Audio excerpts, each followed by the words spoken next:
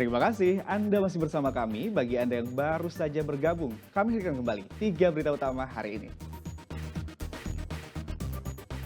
Petugas lapas kelas 2 Kayu Agung menggelar operasi penggeledahan di setiap kamar narapidana.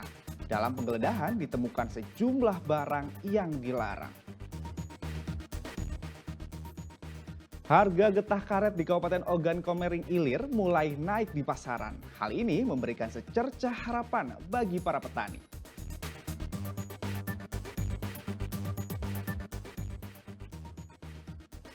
Meresahkan, dua anak jalanan nekat tidur di tengah jalan raya di kawasan Simpang Jembatan Jakabaring, Palembang.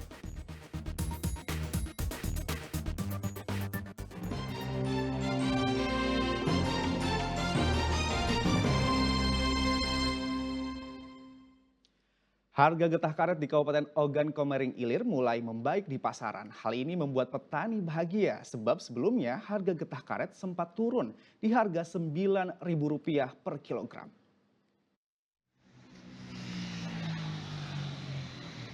Setelah hampir 3 tahun harga getah karet di Desa Lubuk Seberuk, Kecamatan Lempung Jaya, Kabupaten Ogan Komering Ilir terbenam di kisaran harga Rp9 hingga Rp10.000 per kilogram.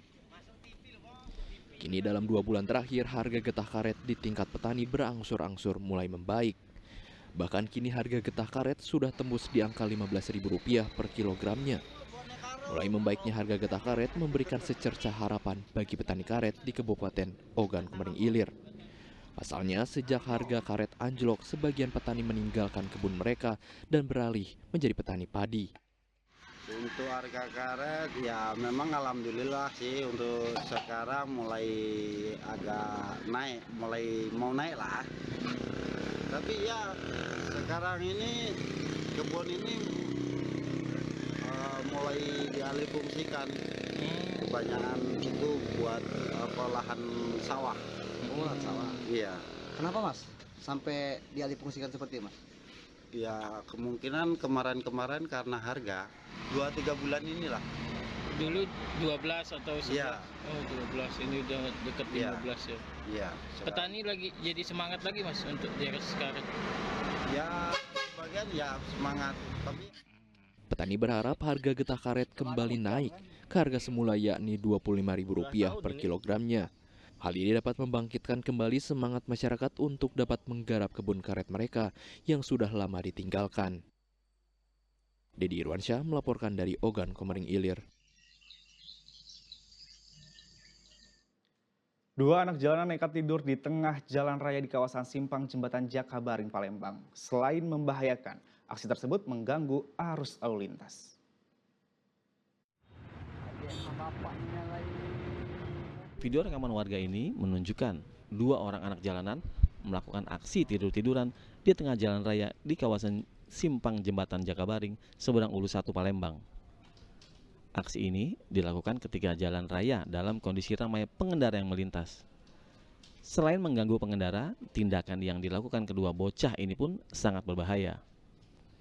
Keberadaan anak jalanan, pengamen dan pengemis di kawasan simpang jalan ini cukup membuat resah para pengendara, sebab mereka kerap menghadang pengendara yang sedang melintas.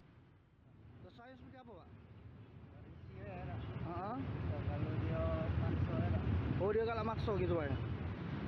Viralnya video ini membuat Satpol PP Kota Palembang berencana akan menertibkan para anak jalanan, pengemis dan pengamen di kawasan flyover Jakabaring.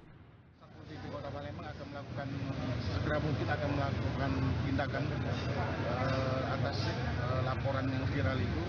Kita akan tertibkan para pengamen, pemala, pengemis dan sejenisnya di bawah flyover, lampu merah dan perempatan jalan. Penertiban yang rencananya akan digelar oleh Satpol PP Palembang diharapkan dapat mengatasi masalah sosial di masyarakat, terutama terkait anak jalanan yang dianggap membuat resah, serta dapat menghindari anak-anak dari korban kecelakaan lalu lintas dan kejahatan jalanan. Dedi Irwansyah melaporkan dari Kota Palembang. Kejaksaan Agung melimpahkan 2 tersangka dan berkas perkara kasus pemalsuan dokumen kepemilikan lahan oleh perusahaan sawit di Kabupaten Musirawas ke Kejaksaan Negeri Lubuk Linggau. Nantinya, kedua tersangka akan segera disidang.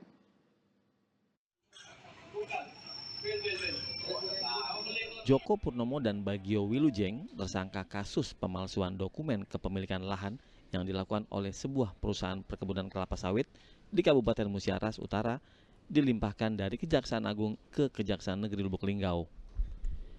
Dilimpahkannya berkas perkara ini karena lokasinya berada di wilayah hukum Kejaksaan Negeri Lubuk Linggau.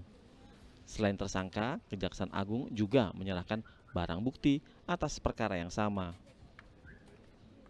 Pihak Kejaksaan Negeri Lubuk Linggau memastikan berkas perkara ini sudah dinyatakan lengkap atau P21 dan akan segera disidangkan.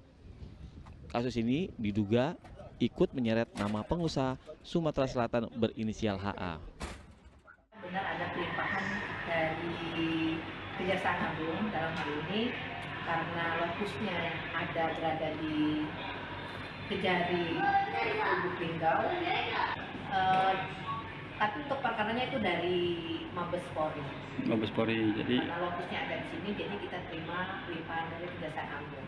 jadi P21 hari ini Enggak, P21-nya sudah dari Kejaksaan Agung. di tahap 2. Tahap 2, penyerahan tersangka dan barang bukti. Sudah kita lakukan pengecekan terhadap tersangka dan barang bukti. Mabes Polri dan Kejaksaan Agung sudah di Kejaksaan Negeri Lubuk Linggau. Posisinya tanggal ada tiga itu kan ada satu LP, Pak Jalin satu, HA, yang kedua itu ada Bagio, ada ini ada satu Joko. Intinya ada dua seperti yang berita yang ada itu dua sudah dilimpahkan. Perkara ini bermula dari laporan PT Gorbi Putra Utama ke Mabes Polri atas pemalsuan dokumen yang dilakukan oleh PT SKB pada 26 April 2024 lalu. PT SKB diduga melakukan manipulasi surat tanah dan dokumen lain di atas lahan masyarakat dan sebagian milik PT Gorbi Putra Utama di Kabupaten Musirawas Utara untuk digunakan sebagai dasar penerbitan hak guna usaha PT SKB yang telah dibatalkan Kementerian ATR Republik Indonesia beberapa waktu lalu. Dedi Irwansyah melaporkan dari Lubuk Linggau.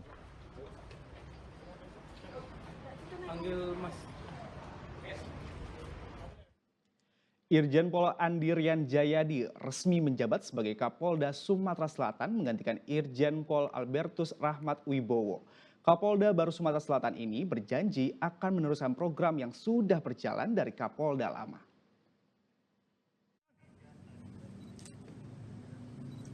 Irjen Pol Andirian Jayadi resmi menjabat sebagai Kapolda Sumatera Selatan menggantikan Irjen Pol Albertus Rahmat Wibowo. Serah terima jabatan dilakukan di halaman Polda Sumatera Selatan di Kota Palembang. Serah terima jabatan dan pelepasan Kapolda lama dilakukan dengan tradisi pedang pora dari personel Polda Sumatera Selatan.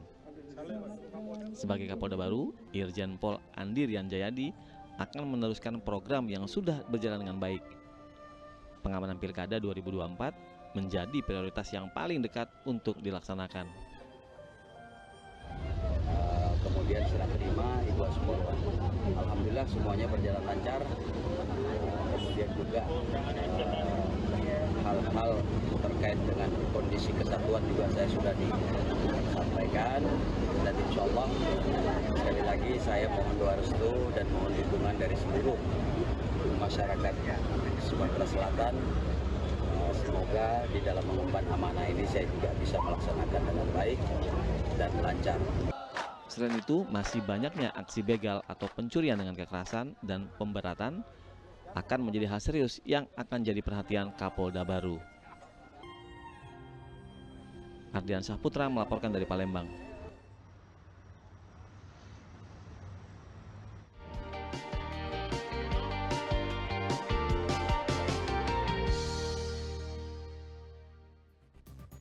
Laporan tadi mengakhiri berita Palembang hari ini. Saya Agi Kurniasandi. Berterima kasih atas perhatian dan kebersamaan Anda.